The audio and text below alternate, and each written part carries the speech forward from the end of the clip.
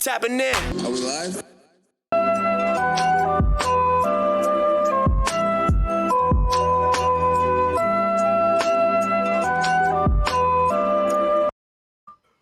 Yo, man. Thank God for hip hop. Yeah. Where we going first, man? Where we going first? Oh my goodness. Favorite part of the show. And not just our favorite part of the show, clearly the people's favorite part of the show, man. They keep wanting us to review things. Those are the videos that get the most amount of likes. Those are the videos that y'all care about. Hip hop. Yes, sir. And we have some quality hip hop to talk about today, man. And I'm always like, look, the landscape is beautiful. It's luscious, right? The hip hop landscape looks good. I like it. But there's some when you something gives you that feeling that, oh, I'm gonna be watching this for a long time. I want to see what happens next. I want to learn more, go back and listen to this person's discography. It's special when you got something that could be something. I think Cordae could be something. Definitely. From a bird's eye view, Cordae, formerly YBN Cordae. This is the first true Cordae album that I've ran through. By suggestion by my brother, who said, "Hey, yo, make sure you listen to that Cordae album because we're gonna check it out next week." We getting to that age where rappers are significantly younger than us. Is he significantly younger than us? How old is my guy? Yeah, early 20s.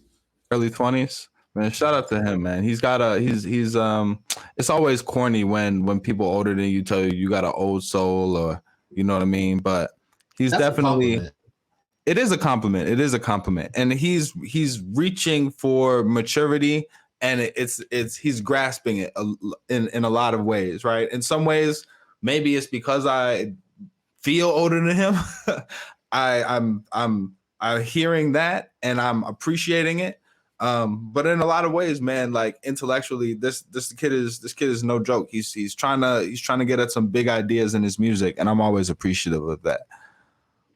Yeah. I mean, the cool thing about Cordae that you can tell, and this was a little bit of something that like we caught when, funny enough, it actually reminds me of a bit of 50 Cent when he went through the Dr. Dre factory and how he came out on the other side in terms of the polish and the sound, the content and the lyrics, the range, the instrumentalism, the instrumentals that are used in there. We've seen a lot of artists move through that Dr. Dre school of music making, and he really does usually just pick from the top of lyrical capabilities. And for the longest time, you've heard people say Cordae's that dude. You hear a lot of especially respected rappers talk about Cordae's that dude. That's evident in some of the features that are here.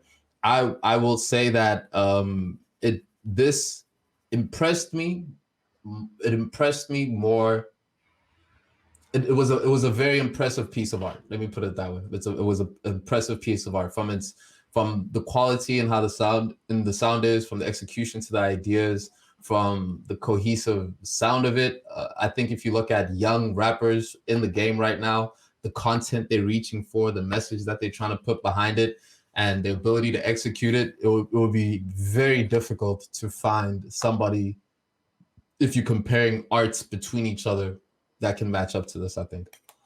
Well said. Because I think when I look at, I'm just checking out his discography real quick. I do remember The Lost Boy 2019. That wasn't bad. I remember checking that out, and it very firmly was sitting like kind of next to Saba's Bucket List project. I think I might have went to Bucket List a couple more times back than this. And then even before that, Cordae, YBN, the mixtape was 2018. That was kind of like the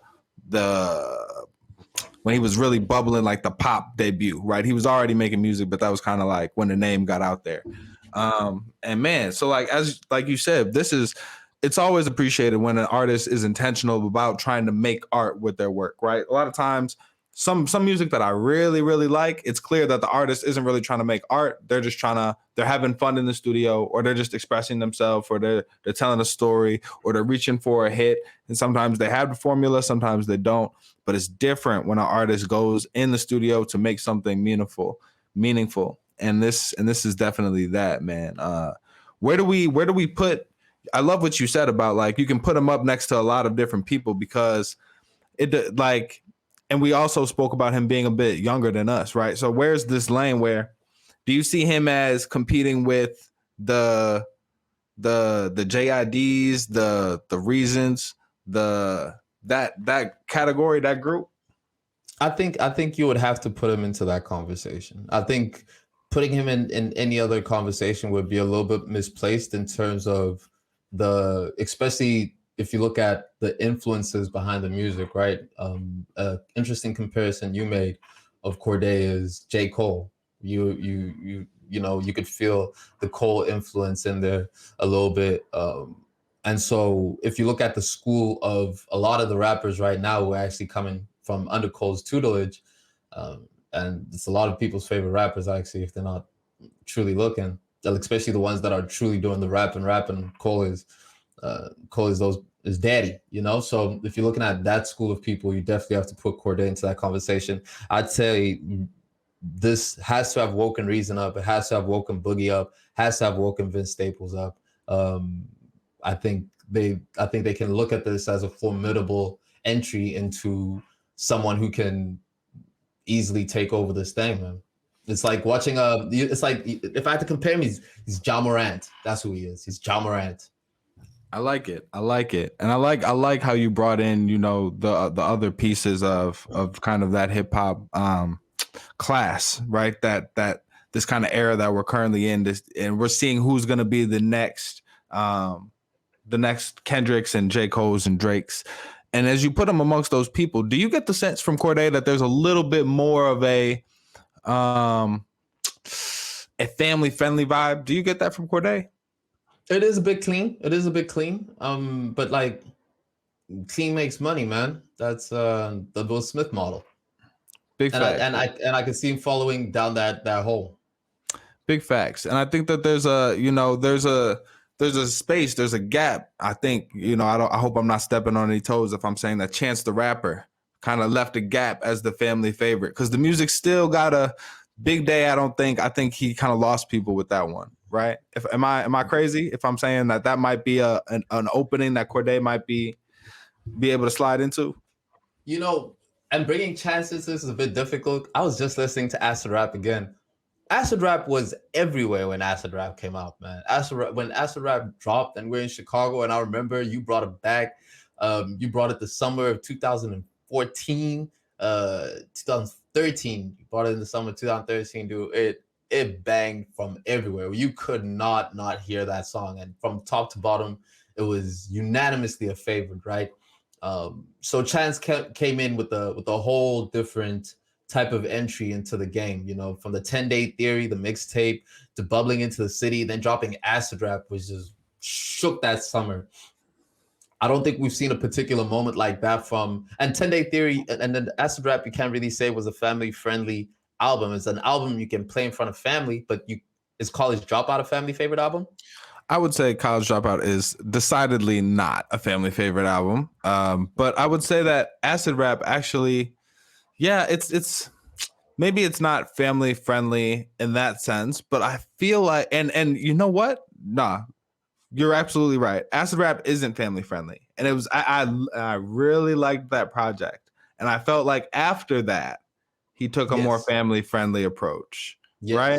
Yes. And so you're right to point out that Acid Rap launched him in a different way that Cordae hasn't really had that one project Acid Rap, I think you could say that's a classic. I wouldn't be mad at somebody saying that's a classic.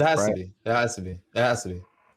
I don't think Cordae has that quite yet, but it's interesting. Like, do you think that I think we're still aligned in saying that from this point in his career and from the point after Acid Rap, there's a shift towards that family-friendly model. And I think Cordae could reach that. I could see Cordae doing Apple deals like Chance did. I could see Cordae, he needs a 3. He needs whatever his hat or his gimmick is going to be, right? But whatever that is, I could see him kind of filling that lane. So if we're talking about family-friendly rappers, who do you have on your family-friendly list? Because any list that I've been able to put together, I don't think Cordae stands in that list. So check this out, B. Wait. I want to hear what you mean by that. But I love where you're taking this. What do you mean by I got he doesn't fit on that list? I got Amine. Okay, Amine. kinda. I got Kyle. Kyle's closer, I think. Kyle, Amine. That's where my list ends. I don't know anymore. So I was gonna actually, and it's interesting. Like we can talk about whether this type of rap is losing steam a little bit amongst the younger generation, but because a lot of the rappers I'm about to name are retired / semi-retired, right? But Dizzy Wright, right? I'm thinking of like Dizzy Wright ain't retired, bro. but hold on, let me cook. So like there's Dizzy Wright, there's I'm so glad we've mentioned so many other people that we're comparing him to now, because who I'm about to say now is not, I don't think, a favorable comparison always. Like hip hop might not hear it that way, but I think Logic, where Logic was before people decided Logic was corny, is kind of where Cordae is now, right? And Cordae is kind of Logic if Logic was black, right? That's not fair, man. What I mean by that is Logic. Cordae is Logic if Logic didn't have to talk about being mixed all the time. That's not fair, because that's that man's experience, and clearly a lot of people, you know, like that's one thing that's not cool, man. You know, Miles, why you gonna break down the proper Logic like that, man? I think, dude, I'm still uncomfortable about the pay transparency conversation. I just hope I didn't come off. My career can afford that. Nah, it's just fine, dude. You're not gonna be a meme. This will be cool. Oh man, Logic, right? Yeah, definitely that 2014, 2015 Logic, when he came out with Numbers, Young Sinatra 1, Young Sinatra 2. Logic was bubbling at that time. Super bubbling. His content was around the same type of thing too. I think that's a very accurate comparison. I think if we had to put him there, right? But then we see where Logic ended up in terms of who we compare him to. Right now, we're looking at JID. We're looking at Mick Jenkins. We're looking at Isaiah Rashad. We're looking at Boogie. We're looking at Reason. Yeah. Where does Bobby Sessions fall in that conversation, right? A little bit more on the, maybe not family friendly, but definitely trying to create something intellectual, definitely trying to create something artistic. There's Lou J, right? He's definitely kind of putting together some stuff that's a little bit more, I want to say soulful, but I don't want to take away from artists who aren't trying to be family friendly, right? There's an element of making music that sounds like the stuff we were encouraged to listen to as kids, right? Or like the stuff that you could hear your mom saying to 12-year-old you, like, why can't you just listen to Cordae? You know what I'm saying? You ain't got to listen to 50 Cent. Why you can't listen to Cordae? He's so nice. I saw him on the TV. He had a button-up shirt. He looked presentable. He looked clean cut. Why can't you listen to Cordae? And he's dating that one girl. What's her name? He's dating that nice girl, Naomi Osaka. Naomi Osaka. Make it happen. Big bag, son. Big bag. And yo, shout out to her for promoting the album too. Like shout out to everything she's doing. To like, I loved her stance on her mental health. Like, yo, Naomi, we're fans of. Oh yeah, we support Naomi over here, bro. We're big time Naomi supporters. You know what I'm saying? Been from time. Check the old episodes. But you know, Miles, you're saying that that family friendly, that conscious rap, right? And you put Bobby Sessions, but if you put Bobby Sessions in there, I think we're opening up a whole different door to like, I think this is the time of like conscious rap a little bit, man. I think conscious rap kind of is coming back. If you look at all the content, even if you're looking at, I was just saying, right? Nas's last album, Nas is preaching. You listen to even Tyler the Creator's last album, it's the same thing. There's intent there. J. Cole just dropped the album, and you know how he gets busy. Mick Jenkins, the same thing. Like I think Rick Ross last week, we talked about that album, and we said, hey man, these guys are teaching, right? R.I.P. Nip, always. Yeah. R.I.P. Dolph, always. Same thing, same type of time, same content. So I think you know, you heard it here first, folks. Conscious rap is making a different type of return to hip hop. Big facts, and hopefully with no ceiling, right? I want to see people like Big Crit get even more shine than they get, right? I want to see people who just have that intentionality, right? And music is subjective, so it gets murky when we talk about what's lyrical versus what's giving game versus what's intellectual versus what's artistic. It's so layered. But that's what's beautiful about this album, man, is that it's so layered. You can have an upbeat track like Super, which I really dug, but you can have some chill like C. Carter, Coach Carter, where he just really like hits on. He puts me back in my living room with my little brother, chilling, you know, like really these elements of our childhood, Coach Carter, you know, loving basketball, these old movies. Like I just really appreciate his ability to paint pictures with that, but also to stand toe to toe with some big features, man. It's to jump on champagne glasses with Freddie Gibbs and go off and put yourself in that lyrical caliber, right? To be able to do a song with Lil Durk while he's like crooning, doing that Chicago kind of almost R&B that he's doing with her, with the vocals. Like he makes a lot of different types of music, which I think is why we can compare him to so many different types of people. He doesn't have a gimmick, which I think I love about him, but I just hope he's able to find some ways to capitalize on the success of really having some good music to offer, right? And I hope he gets all the bags that don't always come with that. Yeah. But I mean, look, you know, Cordae is entered into a field of some of the fiercest spitters in the game at the moment. The future of hip hop is looking very bright, man. There's a lot of talented people out there making some super fly music. You said Crit's got an album dropping soon. A lot of music is dropping, man. I don't know. We might just have to dedicate one of these episodes soon enough to just all hip hop drops, because they coming in quickly. Specifically, we haven't. Let's do that one. Conversation about feminism doesn't want to talk about anything but hip hop. You said, dude, you know what? Let's just change this to a hip hop podcast from now on, dude. That's all we're going to talk about. I put my salary out. Where was y'all? I put my salary out. Congratulations. They coming. Yeah, nah, for sure. But man, we're gonna keep the show rocking.